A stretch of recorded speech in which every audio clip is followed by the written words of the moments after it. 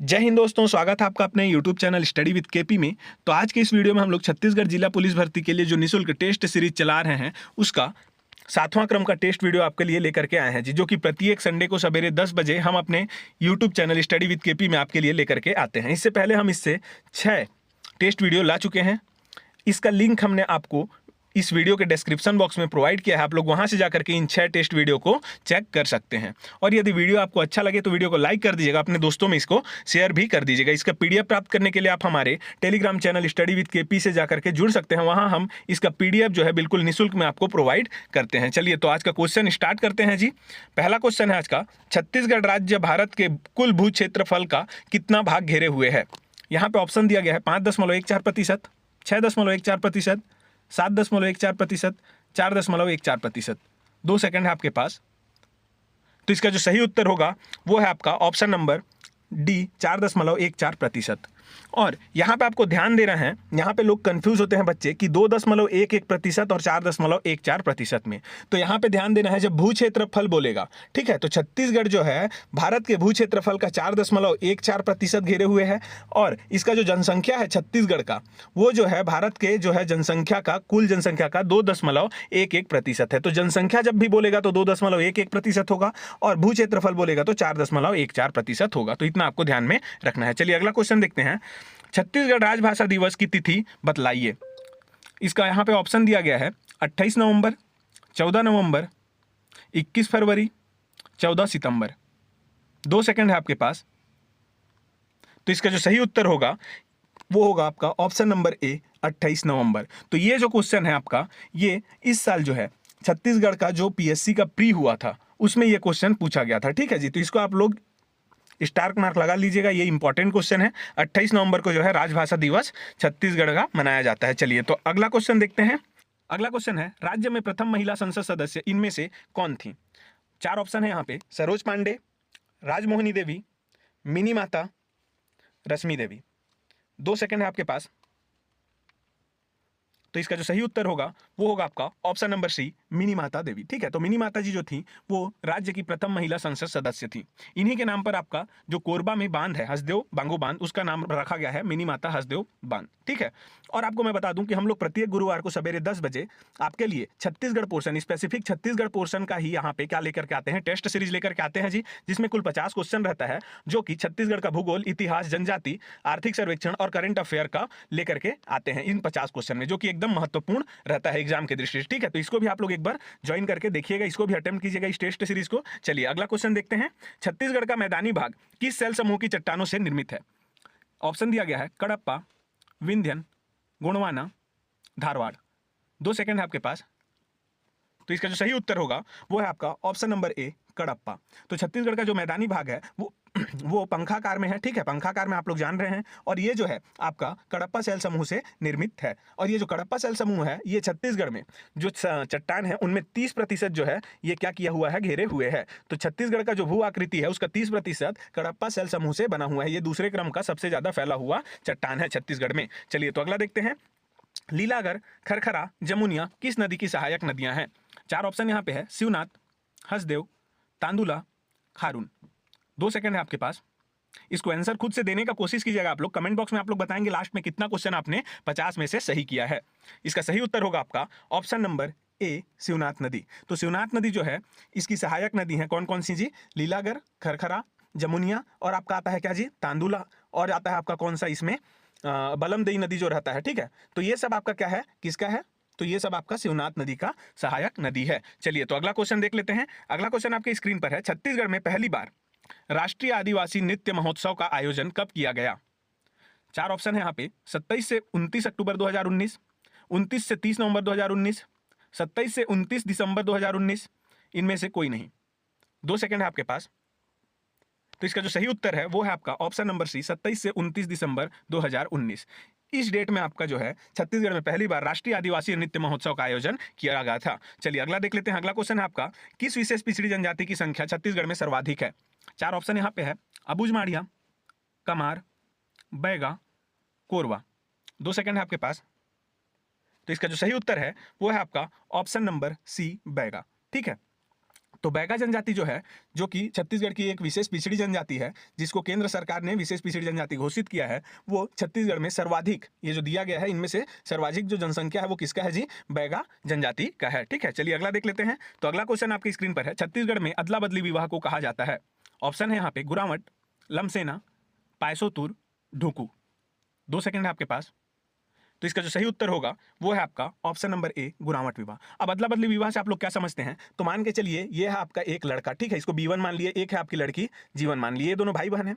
और दूसरा आपका क्या लिए, यहाँ पे एक अलग लड़का है B2 और एक अलग लड़की है G2, ठीक है, ये दोनों भाई बहन है आपस में, ये दोनों और ये दोनों आपस में। यदि B1 इस G2 से विवाह करता है, ठीक है, ये लड़का यदि इस लड़की से विवाह करता है, तो इस लड़की का जो भाई है इसका साला हुआ, तो अपने साले से ही अपनी बहन की विवाह को करा दिया जाता है। ठीक है, इसको क्या बोलते हैं, अदला बदली विवाह बोला जाता है। तो इसी को क्या बोलते हैं छत्तीसगढ़ में जो है, गुरावट विवाह बोला जाता है जनजातियों में। चलिए अगला क्वेश्चन देखते हैं। घोटुल की शब्दावली में कटकुल का अर्थ है। 4 ऑप्शन है यहाँ पे, बड़ी तीतर, खटिया, गाना, इनमें से कोई नहीं। 2 सेकंड है आपके पास। तो इसका सही उत्तर होगा आपका ऑप्शन नंबर बी, खटिया। तो खटिया जो है घोटुल की शब्दावली में कटकुल का अर्थ है। चलिए तो अगला देख लेते हैं। अगला क्वेश्चन है आपका, गौर सिंह नृत्य किस जनजाति से संबंधित है। ऑप्शन है यहाँ पे दंडामी माड़िया, अबूझ माड़िया, भतरा, हलबा। 2 सेकंड है आपके पास।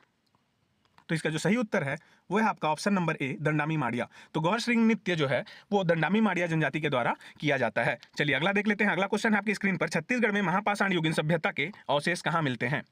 4 ऑप्शन है यहाँ पे, तालागांव, मल्हार, तुम्माड़, शिवरी नारायण। 2 सेकंड है आपके पास। तो इसका जो सही उत्तर है वो है आपका ऑप्शन नंबर कौन सा जी, बी, मल्हार। तो मल्हार में जो है छत्तीसगढ़ में महापाषाण युगीन सभ्यता के अवशेष मिलते हैं। देखिए ये महापाषाण से आप लोग क्या समझते हैं, इस समय क्या किया जाता था, कोई भी यदि व्यक्ति का देहांत होता था तो उसको क्या करते थे, सबसे पहले तो ऐसे करके गाड़ देते थे जमीन में, ठीक है, उसके ऊपर में एक बड़ा सा पत्थर रखते थे और इसको जो है चारों तरफ से क्या कर देते थे, ऐसे पत्थर के खंभों से उसको ऐसे घिराव करते थे, ठीक है, जैसे बाड़ी में हम लोग करते हैं फेंसिंग वैसे टाइप से। और ऊपर में एक और ऐसे छत वाला, ये जो है ना, ये वाला, ये इसके ऊपर में रहता था इन पत्थर के, ठीक है, ऐसे करके उसको ढक देते थे। तो इसको क्या बोलते थे, महापट्टभूम, ठीक है, महापट्टभूम। और इसी को कहीं कहीं पे आपको मिलेगा डोलमेन। तो ये सब क्या है आपका महापाषाण युगीन जो साक्ष्य हैं ये सब मिलते हैं उसमें। तो ये कहाँ मिला है आपका, छत्तीसगढ़ में, मल्हार में। चलिए अगला देखते हैं। अगला क्वेश्चन है आपका, भूंगापाल किसके लिए जाना जाता है। ऑप्शन है यहाँ पे विष्णु मंदिर, शिव मंदिर, बौद्ध विहार, किला। 2 सेकंड है आपके पास। तो इसका जो सही उत्तर होगा वो है आपका ऑप्शन नंबर सी, बौद्ध विहार। तो बौद्ध विहार के लिए जाना जाता है कौन सा आपका, भोंगापाल। ये कहाँ है आपका, ये बस्तर जिले में आपके स्थित है। तो इतना आपको ध्यान में रखना है, किस जिले में है, बस्तर जिले में। अगला क्वेश्चन है आपकी स्क्रीन पर, सुतनुका नामक देवदासी का उल्लेख किस शिलालेख में हुआ है। ऑप्शन है यहाँ पे सीता बेंगरा, जोगीमारा, किरारी, गुंजी। 2 सेकंड है आपके पास। तो इसका जो सही उत्तर होगा वो है आपका ऑप्शन नंबर बी, जोगीमारा। तो जोगीमारा में जो है, जो शिलालेख मिला है, जो लेख मिले हैं, इसमें आपका देवदासी सुतनुका और इसके प्रेमी जो है कौन रहता है जी, देवदत्त। इन दोनों का वहां पे क्या मिलता है, वर्णन मिलता है। तो इतना को आपको याद रखना है। कहाँ मिला है, जोगीमारा में। ये कहाँ है आपके, सरगुजा जिले में है, ठीक है। चलिए अगला क्वेश्चन देखते हैं। मौर्यकालीन सिक्के कहाँ प्राप्त नहीं हुए हैं। तो क्वेश्चन का आपको अंडरलाइन करना है यहाँ पे कि नहीं हुए हैं बोल रहा है ये, ठीक है ना, नहीं हुए हैं। अब आपका ऑप्शन यहाँ पे देखिएगा, अकलतरा, ठठारी, तारापुर, मल्हार। 2 सेकंड है आपके पास। तो इसका जो सही उत्तर होगा वो है आपका ऑप्शन नंबर डी, मल्हार। तो मल्हार से आपका मौर्यकालीन सिक्का प्राप्त नहीं हुआ है, जो यहाँ पे दिया गया है उनमें से, ठीक है। अकलतरा, ठठारी, बिलासपुर, सॉरी जी बिलासपुर बोलता हूँ, तारापुर, यहाँ से आपका क्या हुआ है, इसका सिक्का प्राप्त हुआ है मौर्यकालीन। चलिए अगला देखते हैं। अगला क्वेश्चन है आपका, सातवाहन कालीन मुद्राओं के प्राप्ति स्थल हैं और 4 ऑप्शन है यहाँ पे, मल्हार, बालपुर, चकरबेड़ा, उपरोक्त सभी। 2 सेकंड है आपके पास। तो इसका जो सही उत्तर है वो है आपका ऑप्शन नंबर डी, उपरोक्त सभी। तो सातवाहन कालीन जो मुद्रा है वो कहाँ कहाँ से मिला है, मल्हार, बालपुर और चकरबेड़ा, इन तीनों जगह से आपका क्या मिला है जी, सातवाहन कालीन मुद्रा प्राप्त हुए हैं। इसलिए इसका आंसर होगा ऑप्शन नंबर डी। अगला क्वेश्चन देख लेते हैं। यहाँ पे जो हम लोग यहाँ पे क्या कर रहे हैं, क्वेश्चन कर रहे हैं, इन सब का आंसर आपको लास्ट पेज में मिल जाएगा आंसर की के फॉर्म में, ठीक है ना, जो कि व्यापम के फॉर्म में आपका रहेगा आंसर की। तो किस सोमवंशी शासक ने त्रिकलिंगाधिपति की उपाधि धारण की थी, ये अपना अगला क्वेश्चन। ऑप्शन दिया है यहाँ पे, शिवगुप्त, महाभवगुप्त, महाशिवगुप्त, भीमगुप्त। 2 सेकंड है आपके पास। तो इसका जो उत्तर है वो है आपका ऑप्शन नंबर बी, महाभवगुप्त। तो इसने जो है त्रिकलिंगाधिपति की उपाधि धारण की थी। चलिए अगला देख लेते हैं। ये पिछले वर्ष में आया हुआ क्वेश्चन है, ठीक है, इसका आंसर ऑप्शन नंबर बी लिया हुआ है। अगला क्वेश्चन देखते हैं। छत्तीसगढ़ में कलचुरी वंश की 2 शाखाएं कौन सी थी। ऑप्शन है यहाँ पे रतनपुर और रायपुर, रायपुर और सिरपुर, रतनपुर और कोरबा, रायपुर और कोरबा। 2 सेकंड है आपके पास। एकदम बेसिक क्वेश्चन है ये। इसका जो सही आंसर है वो है आपका ऑप्शन नंबर ए, रतनपुर और रायपुर। तो कलचीरियों का जो है 2 शाखा था, कहाँ कहाँ जी? रतनपुर और रायपुर में, ठीक है। तो रायपुर वाले को ही क्या बोला जाता था? लाहौरी शाखा बोला जाता था छत्तीसगढ़ में। चलिए अगला देखते हैं। अगला क्वेश्चन है आपका स्क्रीन पर, राजस्व की जमाबंदी प्रणाली किसने शुरू किया था? 4 ऑप्शन है यहाँ पे, बहारेंद्र साहब, कल्याण साहब, रघुनाथ सिंह, तखत सिंह। 2 सेकंड है आपके पास। तो इसका जो सही उत्तर होगा ये है आपका ऑप्शन नंबर बी, कल्याण साय। तो कल्याण साय जो थे उन्होंने जो है राजस्व की जमाबंदी प्रणाली को शुरू किया था, ठीक है। और जो गोपल्ला गीत है वो इन्हीं से संबंधित है, इतना आपको ध्यान में रखना है। किससे? कल्याण साय जी की गाथा से। चलिए अगला देख लेते हैं। अगला क्वेश्चन देखते हैं, कुरुशपाल शिलालेख में किस राजा के बारे में जानकारी मिलती है? ऑप्शन है यहाँ पे, हर्षगुप्त, प्रवर राज, सोमेश्वर देव प्रथम, महाश्रीगुप्त, बालार्जुन। 2 सेकंड है आपके पास। तो इसका जो सही उत्तर होगा वो है आपका ऑप्शन नंबर सी, सोमेश्वर देव प्रथम। और ये किस वंश से संबंधित थे? तो ये जो है बस्तर के छिंदक नागवंश से संबंधित थे, ठीक है। छिंदक नागवंश के ये शासक हैं कौन? ये जो सोमेश्वर देव प्रथम है, ठीक है ना। और ये जो है ये कुरुशपाल शिलालेख इन्हीं से संबंधित है। तो इसका आंसर क्या होगा? Option number C. अगला क्वेश्चन देखते हैं। अगला क्वेश्चन आपकी स्क्रीन पर, सुदामा चरित के रचयिता हैं। ऑप्शन है यहाँ पे, गोपाल चंद्र, माखन चंद्र, रेवाराम बाबू, नरेंद्र देव वर्मा। 2 सेकंड है आपके पास। तो इसका जो सही उत्तर है वो है आपका ऑप्शन नंबर ए, गोपाल चंद्र, ठीक है। तो गोपाल चंद्र जी जो थे वो सुदामा चरित के रचयिता हैं। अगला क्वेश्चन देखते हैं। तो अगला क्वेश्चन है आपकी स्क्रीन पर, हाल ही में किसे सीबीएसई का नया अध्यक्ष नियुक्त किया गया है? 4 ऑप्शन यहाँ पे दिया है, प्रकाश झा, किशोर मकवाना, राहुल सिंह, अनुराग अग्रवाल। 2 सेकंड है आपके पास। तो इसका जो सही उत्तर है वो है आपका option number C, Rahul Singh. तो राहुल सिंह जी को सीबीएसई का नया अध्यक्ष नियुक्त किया गया है हाल ही में। अगला क्वेश्चन देखते हैं। तो अगला क्वेश्चन है, पेंगोंग झील किस राज्य या फिर केंद्र प्रदेश से में स्थित है? तो पेंगोंग झील कहाँ स्थित है वो आपको बताना है। ऑप्शन है यहाँ पे, उत्तराखंड, असम, लद्दाख, जम्मू और कश्मीर। 2 सेकंड है आपके पास। तो इसका जो सही उत्तर है वो है आपका ऑप्शन नंबर सी, लद्दाख। तो लद्दाख जो केंद्र शासित प्रदेश है वहां पे आपका पेंगोंग झील क्या है? स्थित है। इतना आपको यहाँ पे ध्यान में रखना है। अगला क्वेश्चन है आपके स्क्रीन पर, विश्व का सबसे बड़ा द्वीप जो कि नदी द्वीप है वो भारत के उत्तरवर्ती राज्यों में कहाँ स्थित है? 4 ऑप्शन यहाँ पे दिया गया है, असम, नोबेल पुरस्कार, नागालैंड, त्रिपुरा। नोबेल पुरस्कार तो कुछ ऐसा है ही नहीं। अब आपको बताना है इन चारों में से 3 ही बच गया, कौन सा आंसर होगा वो बताना है आपको। तो इसका जो सही उत्तर होगा वो है आपका ऑप्शन नंबर ए, असम। तो असम में जो है ब्रह्मपुत्र नदी पे, ठीक है, इसमें ब्रह्मपुत्र जो नदी है बहती है उसी में आपका क्या है जी? नदी द्वीप, जिसका नाम क्या है आपका? माजुली, ठीक है। और इसी को जिला घोषित किया गया है, नदी जिला, ठीक है। तो कौन सा है? माजुली। ये किस नदी पे है? ब्रह्मपुत्र नदी पे। किस राज्य में है? तो असम में। चलिए अगला देखते हैं। अगला क्वेश्चन है आपकी स्क्रीन पर, निम्नलिखित में से भारत में अध्ययन के लिए जल का प्रमुख स्रोत कौन है? 4 ऑप्शन है यहाँ पे, सतही जल, भूजल, नगरपालिका जल, समुद्री संसाधन। 2 सेकंड है आपके पास।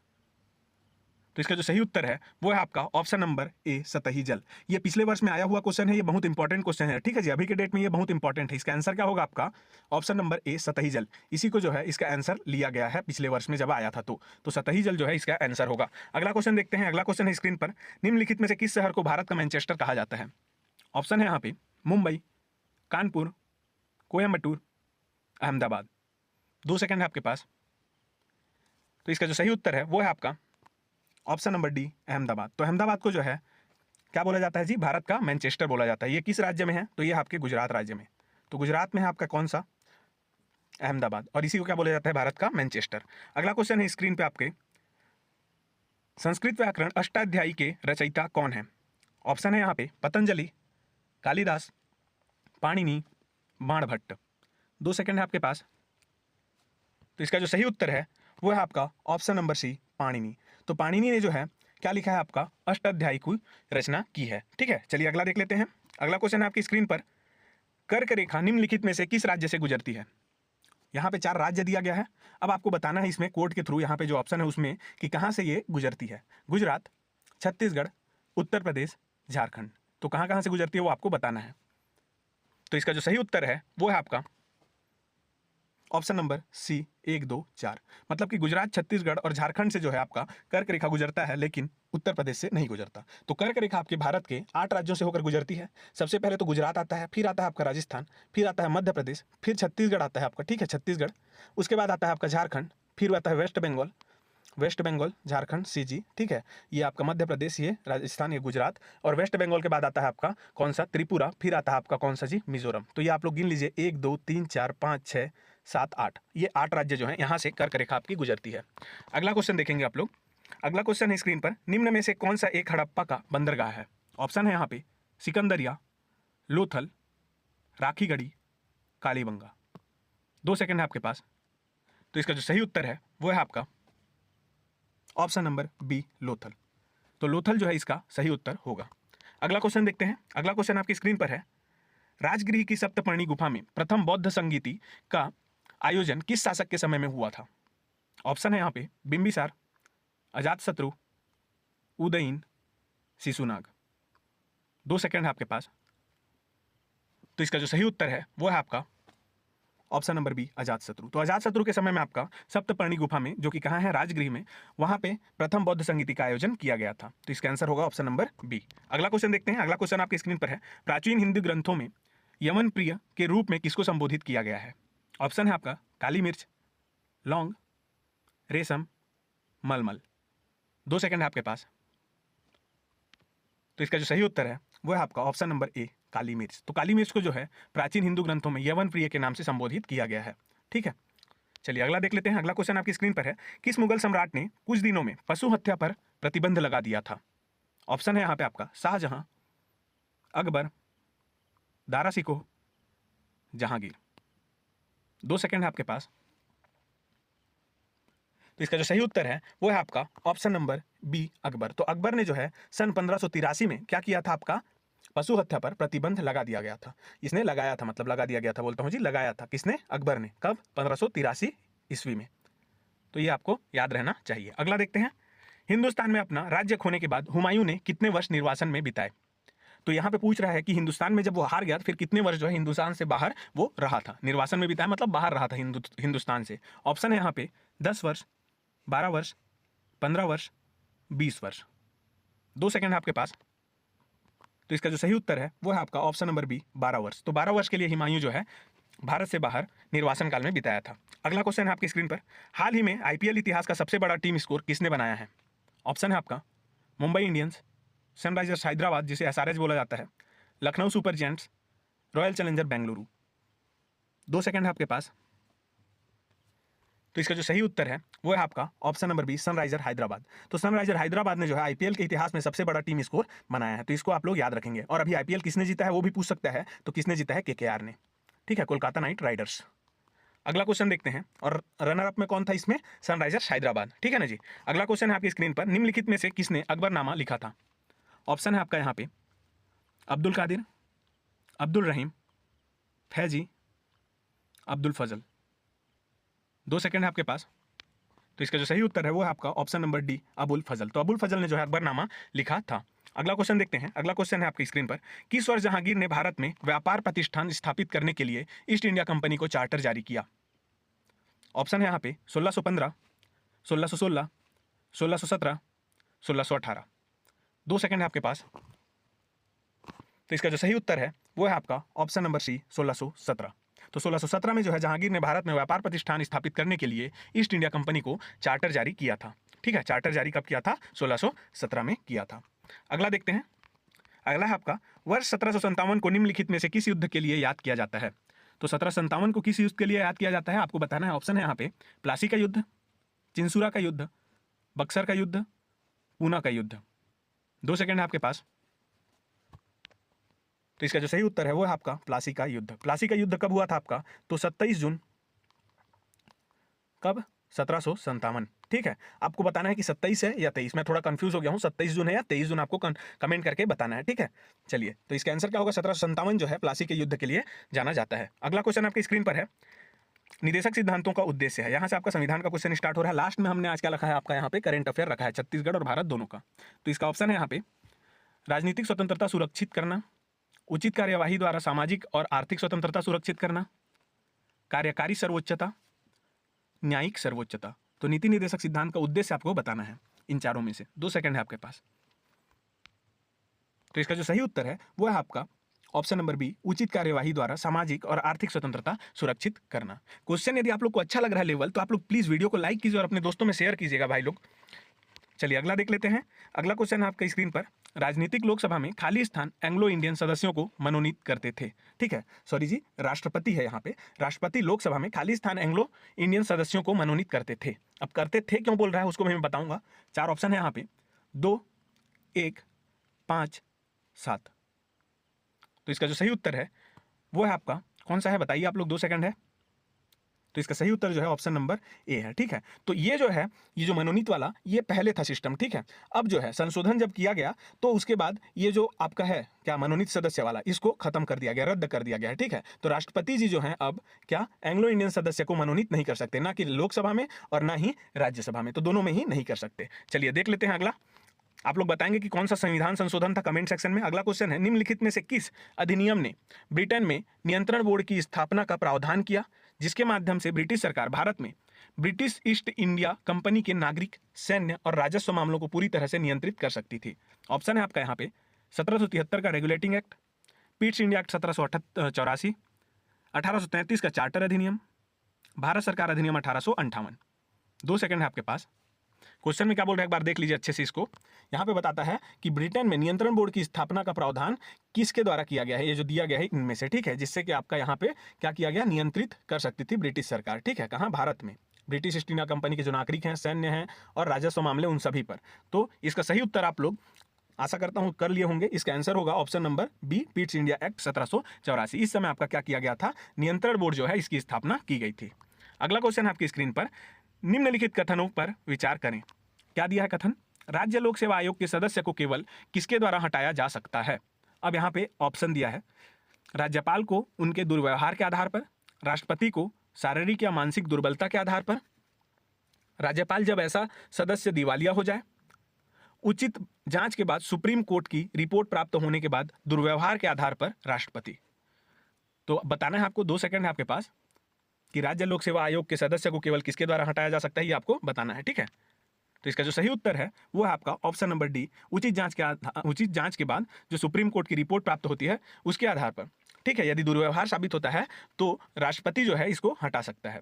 अब ये किसमें दिया गया है, तो अनुच्छेद 317 में इसको दिया गया है। आर्टिकल 317 मतलब 317 में इसके बारे में दिया गया है। अगला क्वेश्चन आपकी स्क्रीन पर है, निम्नलिखित में से कौन सा आपातकाल की घोषणा का स्वतः परिणाम नहीं है। ऑप्शन ए दिया है यहाँ पे, अनुच्छेद 20 और 21 द्वारा प्रदत्त अधिकारों को छोड़कर मौलिक अधिकारों के प्रवर्तन का निलंबन।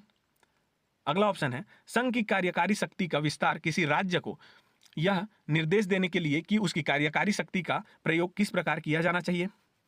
अगला है आपका, राज्य सूची के विषयों के संबंध में कानून बनाने हेतु संसद की शक्ति का विस्तार। लास्ट ऑप्शन है, अनुच्छेद 19 का निलंबन।